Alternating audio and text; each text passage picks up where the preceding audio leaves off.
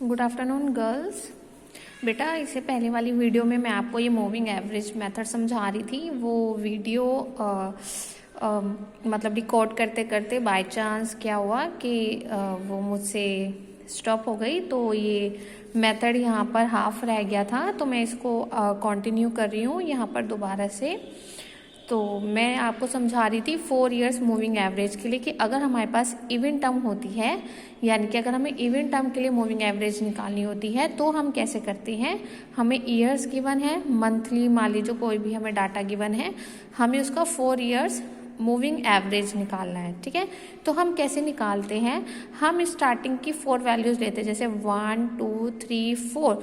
इन 4 values का हमने सम करना है। सम करके हमारे पास कितना आया 1200।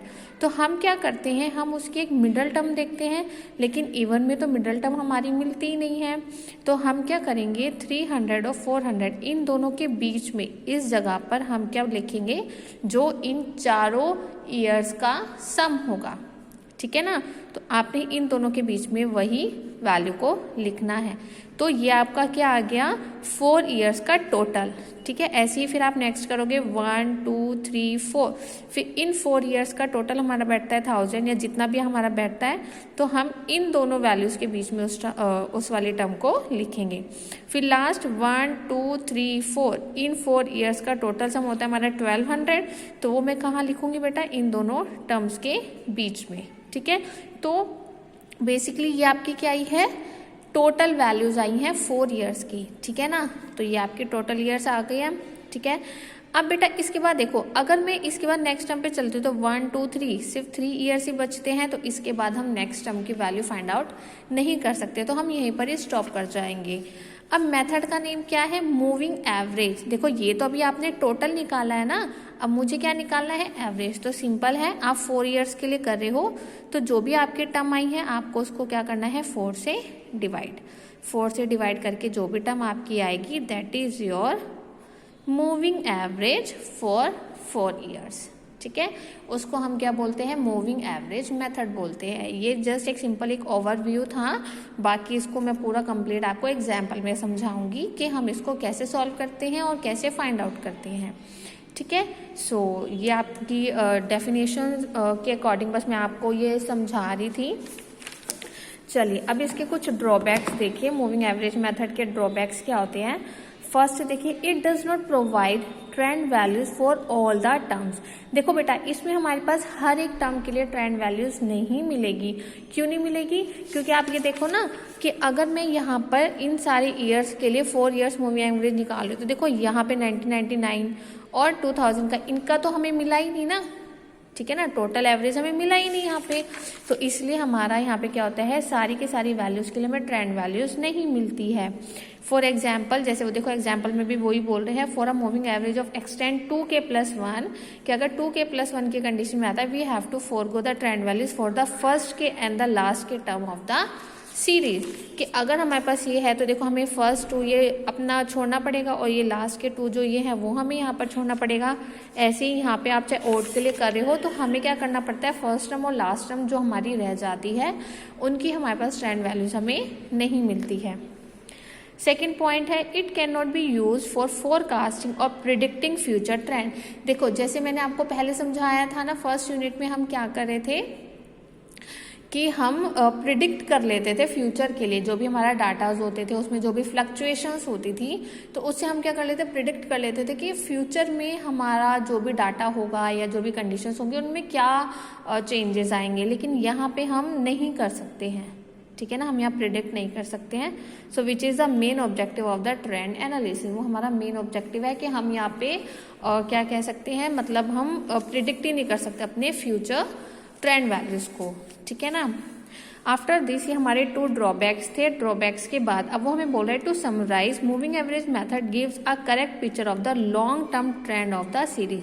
कि जो मूविंग एवरेज मेथड है वो हम एक क्लियर पिक्चर देता है लॉन्ग टर्म के लिए। ठीक है, लॉन्ग टर्म की जो हमारी सीरीज होती है उसके लिए हमें वो क्लियर पिक्चर देता है। जैसे फर्स्ट में वो हमें कह रहा था ट्रेंड इज लीनियर और अप्रोक्सीमेटली लीनियर। जो ट्रेंड है या तो वो लीनियर होगा या फिर अप्रोक्सीमेटली हमारा लीनियर होगा। सेकेंडली वो हमें कह रहा है oscillatory movement affecting the data are regular in period and amplitude, कि जो भी हमारे पास यहाँ पे मतलब मान लीजिए जो भी हमारा डाटा है, ठीक है, वो पूरी की पूरी सीरीज या जो पूरा का पूरा हमारा डाटा होगा वो क्या होगा, या तो रेगुलर होगा हमारे पीरियड में या फिर क्या होगा, एम्पलीट्यूड।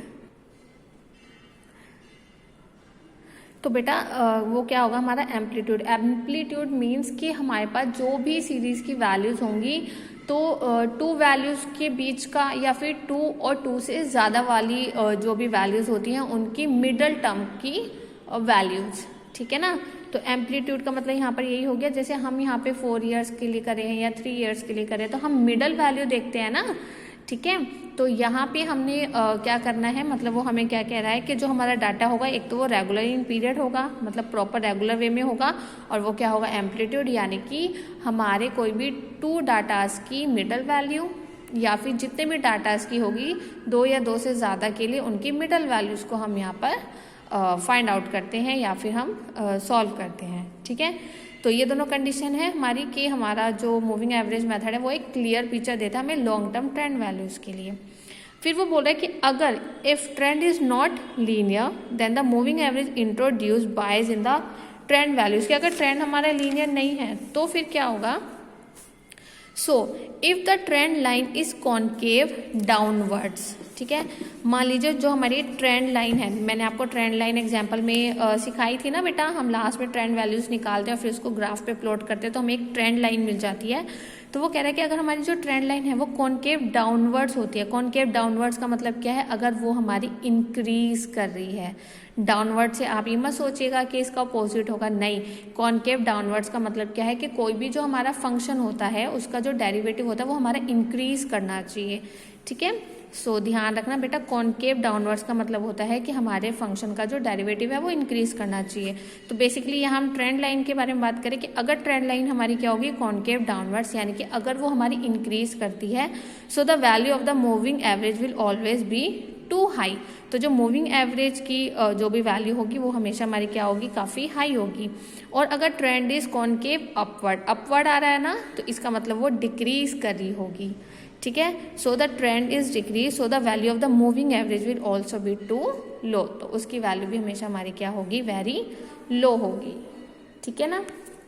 चलिए, तो देखिए बेटा, मैंने आपको बुक में से मैं आपको ये वाला टॉपिक करा रही हूँ, मूविंग एवरेज मेथड। ये सारा वही है जो मैंने अभी आपको समझाया है थ्योरी मूविंग एवरेज की, ठीक है ना, ऑड और इवन वाली टर्म। तो ये सारा थ्योरी में यहाँ पे इन्होंने लैंग्वेज में समझाया हुआ है कि अगर इवन टर्म के लिए होगा तब आप कैसे कैलकुलेट करोगे, अगर ऑड टर्म के लिए होगा तो कैसे कैलकुलेट करोगे, ठीक है। उसके बाद मैंने आपको इसके ये ड्रॉबैक्स भी बता दी बेटा, ये सारी थ्योरी आपको पढ़नी है, ठीक है। मैंने आपको ये ड्रॉबैक्स भी बता दी, ये दोनों पॉइंट्स के बाद मैंने आपको ये भी बता दिया है, ठीक है ना। To summarise moving average method for a correct picture, ये भी मैंने आपको बता दिया। और अगर ट्रेंड हमारे लीनियर नहीं होगा तब हमारी क्या कंडीशन होगी, वो भी मैंने आपको यहाँ पर बता दिया है, ठीक है। चलिए, अब हम इसके बाद एग्जाम्पल करते हैं मूविंग एवरेज मेथड के। चलिए, फर्स्ट एग्जाम्पल देखो मूविंग एवरेज मेथड पे, जो कौन सा एग्जाम्पल 2.9 देखो, अ स्टडी ऑफ डिमांड, डिमांड हमारे पास क्या गिवन है, dt से डिनोट किया हुआ है, फॉर द पास्ट 12 ईयर्स, हमें लास्ट 12 ईयर्स का क्या दे रखा है, the study of demand, demand का सारा डाटा दिया हुआ है, जिसमें टाइम हमारा 1 to up to 12 तक जा रहा है। हैज़ इंडिकेटेड द फॉलोइंग, हमें दिया हुआ है जैसे कि डिमांड हमें कितनी है, टाइम 1 to 5 ईयर्स के लिए 100 है, 6 ईयर्स के लिए, 6 ईयर्स के लिए नहीं, जो हमारा 6th वाला ईयर होगा उसमें 20 है, 7 to 12 के लिए हमारी 100 है।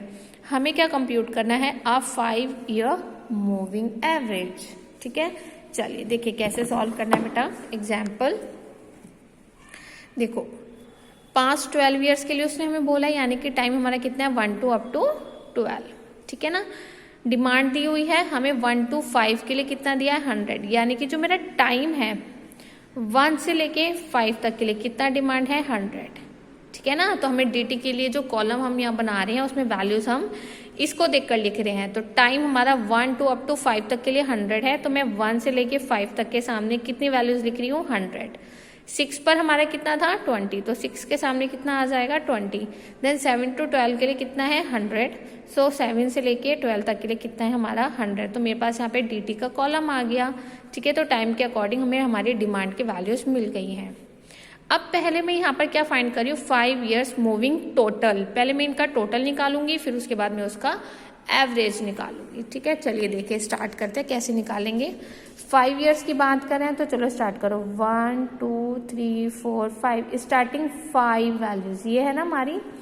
1 2 3 4 5, इन सबको ऐड करोगे। देखो आप ये सारा भूल जाओ, ये स्टार्टिंग 5 वैल्यूज हैं, इनको ऐड करोगे कितना आएगा 500। ठीक है ना। अब जो वो 500 है वो मैं किस प्लेस पर लिखूंगी, मैंने क्या बताया था, हम मिडल वैल्यू लेते हैं, तो इसकी मिडल वैल्यू क्या आएगी, ये वाली। ठीक है, तो मैं यहाँ पर इसके सामने क्या लिख रही हूँ, 500। ठीक है गर्ल्स, ये बात समझ आई। दोबारा देखो बेटा, हम यहाँ पर क्या कर रहे हैं, जो आपकी स्टार्टिंग की 5 वैल्यूज हैं, ठीक है ना, स्टार्टिंग की 5 वैल्यूज जो हैं मैं उनका सम करी हूँ, और सम करके जो मिडल टर्म आती है उसके सामने मैं क्या लिखूंगी, 500। अब आपको क्या करना है, अब आपको इसको भूलना है। अब हमें 2 से स्टार्ट करना है। अब 2 से 5 काउंट करो, 1 2 3 4 5। ठीक है, इनका सम करोगे तो आपको क्या मिल जाएगा, 420। 420 सॉरी 420 हमने कहाँ लिखना है बेटा, इनके मिडल टर्म में। देखो यहाँ से लेके 2 से लेके 6 तक इसकी मिडल टर्म कहाँ आ रही है, 4 पे, तो मैं यहाँ क्या लिखूंगी, 420। यहाँ हमारे पास कोई वैल्यू नहीं है। चलो अब नेक्स्ट पे चलो, 3 से स्टार्ट करो। 1 2 3 4 5, कितना आ रहा है इसका सम भी, 420। मिडल टर्म ये वाली, तो यहाँ पे क्या आ जाएगा, 420। ऐसे ही आपको आगे फर्दर चलते चले जाना है। ठीक है ना। अब हमें नेक्स्ट कहाँ से स्टार्ट करना है, 1 2 3 4 5, इसका तो हमारे पास आ गया। अब यहाँ से 6 से 1 2 3 4 5 ऐड करो, कितना आ जाएगा, 420। इन सब की मिडिल टर्म कौन सी है, ये वाली। ठीक है ना बेटा, तो मैं इसके सामने क्या लिख रही हूँ, 420। ठीक है, नेक्स्ट स्टार्ट करो। अब 7 से 1 2 3 4 5 ऐड करके कितना आएगा, 500। 500 मिडिल टर्म कौन सी आ रही है, ये वाली, तो यहाँ पे क्या आ जाएगा, 500। चलो अब नेक्स्ट 8 से स्टार्ट करो। 1 2 3 4 5, इनका सम कितना आएगा, 500। मिडिल टर्म कौन सी है, ये वाली, तो क्या आ जाएगा, 500। अब देखो, अब मैं 9 से स्टार्ट करूंगी। 1 2 3 4 ईयर्स ही हैं, पर हमें तो 5 ईयर्स का चेक करना है, तो अब हम यहाँ पर स्टॉप कर जाएंगे। तो आपका टोटल आ गया है 5 ईयर्स का। ठीक है, अब बस आपको क्या करना है, 5 ईयर मूविंग एवरेज निकालना है। देखो यहाँ तो कोई डाटा ही नहीं है, इसको तो छोड़ दो। अब आपको यहाँ सिंपल क्या करना है, 500 को डिवाइड करना है किसके साथ, 5 के साथ। 5 के साथ क्यों करें, क्योंकि हमें 5 ईयर्स का एवरेज निकालना है। तो आपको हर एक टर्म को बस सिंपल क्या करना है, 5 के साथ डिवाइड। ठीक है, क्लियर है सबको। ये आपको कैलकुलेट करना है, सिंपल है ये, तो आप कर लोगे। बस आपको इसमें यही करना है, यही हमें टेबल बनानी होती है। ठीक है, ये सारे वैल्यूज बेटा आपको सॉल्व करना है। सो ये आपका टेबल आ गया है। यहाँ हमें क्या निकालना था, 5 ईयरली मूविंग एवरेज। तो पहले आपको टोटल फाइंड करना है, आफ्टर दिस आपको टोटल का एवरेज फाइंड करना है। तो बस आपको यही यहाँ पर करना है। तो ये आपका है एग्जाम्पल नंबर 2.9। चलिए अब इसके बाद अब एग्जाम्पल करते हैं हम 2.10। चलिए 2.10 देखिए, calculate 5 yearly and 7 yearly moving average of the data given below to obtain the trend values and give their graphic representation. हमें क्या करना है यहाँ पे, एक तो 5 ईयरली और 7 ईयरली के लिए करना है, और उसके बाद हमें ग्राफ प्लॉट करना है और ट्रेंड वैल्यूज भी ऑब्टेन करनी है। ठीक है, चलिए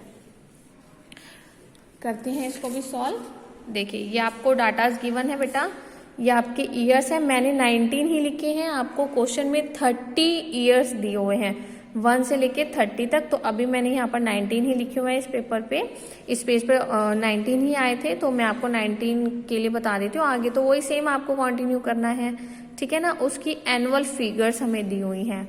मुझे किसके लिए करना है, 5 ईयरली मूविंग टोटल्स। ऑड है ना, चलो स्टार्ट करो। 1 2 3 4 5, स्टार्टिंग 5 वैल्यूज हैं ये वाली, इनका सम करो। इनका सम करके कितना आ जाएगा, मैं एक बार देख लेती हूँ, 1012। ठीक है, इनका सम कितना आएगा, 1012। लिखेंगे कहाँ, इनकी मिडल टर्म में। देखो इसकी मिडल टर्म ये आएगी, ऊपर से मैंने 2 छोड़ दिया, नीचे से मैंने 2 वैल्यूज को छोड़ दिया, तो मिडिल टर्म ये आ रही है। तो इसके सामने मैं क्या लिखूंगी 1 0 1 2। बेटा ये समझ आ गया है ना आपको कि हमें वैल्यू कहाँ लिखनी है, जो आप स्टार्टिंग की 5 वैल्यूज का सम कर रहे हो उसकी जो मिडिल टर्म है उसके सामने आपने उसका टोटल लिखना है। अब आप नेक्स्ट क्या करोगे, 2 से स्टार्ट करेंगे।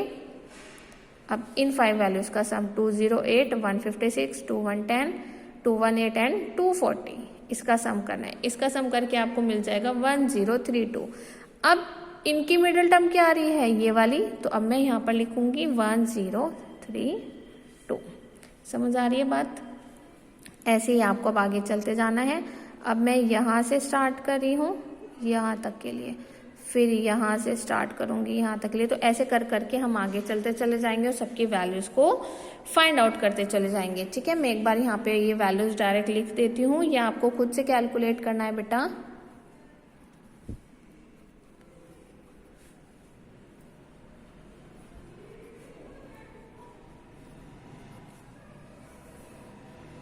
ठीक है, आगे की आप वैल्यूज फाइंड आउट कर लेना। अब आपको इसका क्या निकालना है, 5 ईयरली मूविंग एवरेज। MA का मतलब क्या है, मूविंग एवरेज। ठीक है, तो हमें 5 ईयर्स के लिए निकालना था, तो सिंपल है, बस आपको क्या करना है, इसको 5 से डिवाइड, जो भी टर्म आ जाएगी सबको आपको 5 से डिवाइड करना है। 5 से डिवाइड करके जो आएगा वो आपका मूविंग एवरेज होगा। ठीक है, अब हमें क्या निकालना है, 7 ईयरली मूविंग टोटल। अब देखो 7 के लिए 1 2 3 4 5 6 7 आपको ये करना है, यहाँ तक इनका सम करना है। इनका सम करके आपके पास आ रहा है 1482। अब इसकी मिडिल टर्म देखो 1 2 3, नीचे से 3 वैल्यूज छोड़ दो, ऊपर से 3 वैल्यूज छोड़ोगे तो 4 आपकी क्या है, इसकी मिडिल टर्म। तो मैं इसके देखो यहाँ 4 के कॉरेस्पॉन्डिंग यहाँ पे लिखूंगी, सम आ रहा है 1482। तो यहाँ हो जाएगा 14 ये सब। ठीक है, समझ आ गया बेटा? चलो बस अब आपको ऐसे करना है। अब नेक्स्ट 7 देखो, यहाँ से यहाँ तक 1 2 3 4 5 6 7 इन सब का सम करोगे, इन सब का सम करके आ रहा है 1482। मिडिल टर्म कौन सी होगी, अब ये वाली, तो यहाँ पर क्या आ जाएगा 1482। ठीक है गर्ल्स, ऐसे करके आपने इसका सबका टोटल निकालना है और टोटल निकालने के बाद आपको क्या करना है, एवरेज निकालनी है। तो 1482 को हम डिवाइड करेंगे किसके साथ, 7 के साथ। ठीक है, तो डिवाइड करके जो वैल्यूज आएंगी that is your 7 year moving averages. ठीक है, चलिए तो ये बेटा आपका क्वेश्चन है। ठीक है, आपको ईयर दे रखे 1 to 30, ये सारे आपकी ईयर्स हैं। आपको ये सब कुछ फाइंड आउट करना है, ये टेबल बनानी है। ये क्वेश्चन मुझे एनी हाउ कल तक सबका सॉल्व होके मिलना चाहिए। समझ आ रहा है ना सबको? सबने ये टेबल बनानी है और मुझे सेंड करनी है। जो बच्चा मुझे ये क्वेश्चन सॉल्व करके सेंड नहीं करेगा उसकी मैं 2 दिन की अटेंडेंस नहीं लगाऊंगी। आप लोगों को लग रहा होगा ना कि मैम तो ऐसी PDF मंगाती होंगी, ये चेक नहीं करती होंगी। मैं सबकी चेक करती हूँ, मुझे हर एक बच्चे का पता है कि कौन मुझे कब अपनी PDF सेंड करता है और किसकी कितनी एक्यूरेट है, मैं सब कुछ नोटिस करती हूँ। तो अगर नहीं यकीन है तो मैं आपको जल्दी ही आपका फीडबैक भी दूंगी, तो आपको पता चल जाएगा। तो प्लीज़ आप ध्यान रखा कीजिए, आपको PDF ज़रूर सेंड करनी है, तभी मैं आपकी अटेंडेंस काउंट कर रही हूँ, तभी आपके इंटरनल्स अच्छे लगाऊंगी मैं। ठीक है बेटा, चलो देखो तो ये हमारा हो गया। इसके बाद उसने हमें क्या बोला था कि आपको ग्राफ रिप्रेजेंटेशन करनी है। ठीक है, ग्राफ रिप्रेजेंटेशन तो सिंपल है, आपको यहाँ पर ग्राफ पे क्या क्या प्लॉट करना है। एक तो एक्चुअल डाटा कौन सा था, जो आपको एनुअल फिगर्स गिवन है। आपको ये एनुअल फिगर्स गिवन है ना, आपको ये ग्राफ पे प्लॉट करनी है। ठीक है, और 5 ईयरली मूविंग एवरेज और 7 ईयरली मूविंग एवरेज, यानी कि एक तो आपको ये वाला ग्राफ पे प्लॉट करना है, एक ये वाला और एक ये वाला। समझ आ रही है बात? आपको मूविंग एवरेज ग्राफ पे प्लॉट करना है। तो ये सारा डाटा सा फाइंड आउट कर लोगे, बस आपको उसको ग्राफ पे प्लॉट करना है। और बस प्लॉट जब आप करोगे तो मतलब वही लाइन थोड़ा अलग अलग डिज़ाइन की करना। तो देखियो ये एक्चुअल डाटा है, ये 7 ईयरली का है और ये आपका 5 ईयरली मूविंग एवरेज का है। ठीक है, ये आपको सबको ड्रॉ करना है। ये पूरा कंप्लीट क्वेश्चन मुझे चाहिए विद ग्राफ। लास्ट में इन्होंने कमेंट्स में बताया हुआ है जो भी आपने सॉल्व किया है। देखो इसको पढ़ लेते हैं। From the graph we notice that after the 6 year the trend curve of 5 yearly moving average is almost a straight line but the graph of the 7 yearly moving average is wave like line. देखो इन्होंने graph में ना इन्होंने comment किया, देखो जो हमारा ये 5 ईयरली का है ना, देखो यहाँ पे आने के बाद ये देखो यहाँ से ऑलमोस्ट थोड़ा स्ट्रेट लाइन की तरीके से जा रहा है। तो वो कह रहा है कि जो 5 ईयरली वाला ग्राफ है ना हमारा, वो तो हमारा स्ट्रेट लाइन पे आ गया एक सर्टेन टाइम पर जाके, लेकिन जो 7 ईयरली वाला था ना, देखो ये हमारे ऐसे वेव की तरह जाया जा रहा है, यानी कि कभी अप कभी डाउन, कभी अप कभी down. So thus it is quite clear that after the 6-year data follows regular cycles of length 5 years and moving average smooth out the periodic variations. So if the period of the moving average is same as the period of the variation, but if the period of moving average is less or more than the period of variation, then the period effect still remains in the moving average figure. तो यहाँ से ना basically वो हमें क्या कह रहा है बेटा, कि हमें इस ग्राफ से ये पता चल रहा है कि हमारी जो साइकिल है, ठीक है ना, आफ्टर 6 ईयर वो हमारी क्या कर रही है, फॉलो कर रही है सेम लेंथ, ठीक है। सो जो हमारा मूविंग एवरेज जो है वो काफ़ी स्मूथली है, और जो भी हमारी वेरिएशंस हो रही हैं तो हमें स्मूथली, देखो ना इसमें हमें ग्राफ में कितने अच्छे से हमें पता चल गया कि कहाँ से हमारा डाटा अप जा रहा है, कब डाउन जा रहा है, कब हमारी एक स्ट्रेट लाइन आ रही है। यानी कि स्ट्रेट लाइन आने का मतलब क्या हुआ कि हमारा जो सेम डाटा है वो रिपीट हुए जा रहा है आगे तक, ठीक है ना, ईयरली वो हमारा रिपीट हुए जा रहा है। So it may also be noted that when the actual data has peak the 7 years moving average age depression. कि देखो जो हमारा एक्चुअल डाटा है ना, देखो ये है ना हमारा एक्चुअल डाटा, तो वो बोल रहा है कि जो हमारा एक्चुअल डाटा है ना पीक पर, उसमें जो हमारा मूविंग एवरेज है 7 ईयर्स का, वो हमारा थोड़ा डिप्रेशन में जा रहा है, क्योंकि ये हमारा हाई है, ये नहीं है, तो वो हमारा क्या है, डिप्रेशन में, ठीक है। सो ये आपका एग्जाम्पल था, एग्जाम्पल नंबर 2.10। ये आपको कंप्लीट करके मुझे इसकी PDF सेंड करनी है, ठीक है। इसके बाद आपका एक एग्जाम्पल है, एग्जाम्पल 2.11। इसमें ये इवेंट टर्म वाला है, बहुत इजी है, ये आप लोगों को सॉल्व करना है। नहीं समझ में आएगा तो आप मुझसे पूछोगे। मैंने अभी तक इवन वाला आपको एक भी नहीं करवाया है, लेकिन इसमें हर एक स्टेप इसमें सॉल्व किया है, बहुत ही प्रॉपर वे में सॉल्व किया है। इवन वाला मैं आपको वैसे लॉजिक समझा चुकी हूँ, तो आप लोग एक बार इसको सॉल्व करके देखोगे। डाउट आता है तो आपको मुझे इन्फॉर्म करना है, ठीक है बेटा। चलिए, और इसके बाद बेटा आप जब मुझे ये बता दोगे ना कि अगर आपको ये डाउट आ रहा है, तो इसकी मैं वीडियो बना के भेज दूंगी, तो प्लीज़ प्लीज़ प्लीज़ आप एक बार ये करके देख लीजिएगा, तभी मुझे पता चलेगा, अदरवाइज फिर मैं आगे कंटिन्यू करूँगी, ठीक है ना। और इसके बाद आपका एक एग्जाम्पल आता है, एग्जाम्पल 2.12। ये एग्जाम्पल मैं आपको नेक्स्ट लेक्चर में समझाऊंगी। ये थोड़ा सा मतलब हमारे टॉपिक से थोड़ा सा अलग है, थोड़ी सी न्यू चीज़ है, तो ये हम करेंगे नेक्स्ट लेक्चर में। तो बेटा आपको ये करना है सॉल्व। और एक चीज़ और, ये जो मैं आपको 3rd यूनिट करा रही हूँ बेटा, ये आप ये समझ लीजिए कि हाफ से काफ़ी ज़्यादा हो चुकी है, एंडिंग की साइड ही आपकी ये 3rd यूनिट जा रही है। तो please maintain your notes, proper notes आप इसको बना के रखिए, ठीक है। और उसके बाद जैसे ही आपकी 3rd यूनिट आपकी 1-2 दिन में ख़त्म हो जाएगी, उसके बाद मैं आपको 4th यूनिट कराऊंगी और फिर मैं आपको असाइनमेंट्स भी दूंगी, ठीक है ना। तो अगर अभी आप लोग नहीं पढ़ रहे हो या नहीं मतलब क्वेश्चन सॉल्व करते हो, टॉपिक्स क्लियर नहीं हैं, तो मैं असाइनमेंट में किसी की कोई हेल्प नहीं करूँगी। असाइनमेंट आपको सबको खुद से ही करनी है, ठीक है ना। तो इसलिए प्लीज़ आप अपने डाउट्स लीजिए, कोई प्रॉब्लम है वो मुझसे पूछिए और अपने प्रॉपर नोट्स मेंटेन कीजिए। अब आगे चल के ना मैंने आपकी असाइनमेंट मंगवानी है, और जो भी आप ये वर्क कर रहे हो ना, मैं सबसे रेगुलरली पूछूंगी, ठीक है बेटा। तो आज हमने 2 टॉपिक किए हैं। एक तो मैंने आपको समझाया था इससे पहले वाले लेक्चर में, मेथड ऑफ सक्सेसिव अप्रॉक्सीमेशन, और नेक्स्ट मैंने आपको कराया है मूविंग एवरेज मेथड। और मेथड से आई थिंक आपको इस टेबल से समझ आ गया होगा कि अगर आप इसको करेक्टली करते हो तो ये आपका सबसे ईजीएस्ट मेथड है और काफ़ी स्कोरिंग है, ठीक है ना। चलो इसको पढ़ना और मुझे बताना। Thank you girls.